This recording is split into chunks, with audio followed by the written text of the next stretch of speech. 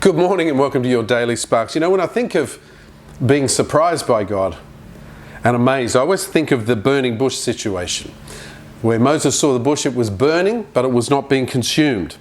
And as if that was not shocking enough, God spoke from the bush and said, "I am the Lord."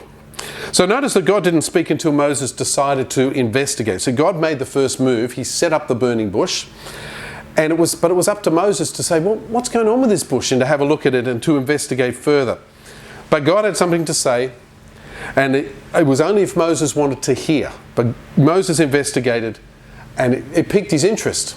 So what about you? Have you ever had a burning bush experience? God could be trying to speak to you through almost any situation you face in your life, from the ordinary to the extraordinary. Children, spouses, people. And sometimes God will do something amazing to capture our attention. And then there are times when God's voice speaks through larger events. You know, when for example, one couple I heard of, they went on a 10-day tour to Russia. Part of the tour took them to an orphanage, and they fell in love with these kids and thought, how can we help these kids? And finished up adopting 2 of those kids back to the United States. I heard about a guy who was a software engineer. He was given his redundancy. He was fired from his job.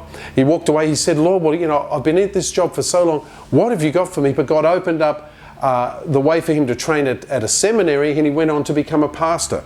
You see, many burning bushes, they show up in many forms, but they have one thing in common. They're life-changing. They're not just an event, they're a huge event. And they rarely make life easier, just more meaningful. So be like Moses. Have that willing heart to investigate. If the Lord is speaking to you through some major event, say, Lord, what are you saying to me today? And then be obedient. You'll be glad that you did, just as Moses was glad that he did. God bless you. We'll see you tomorrow on Sparks.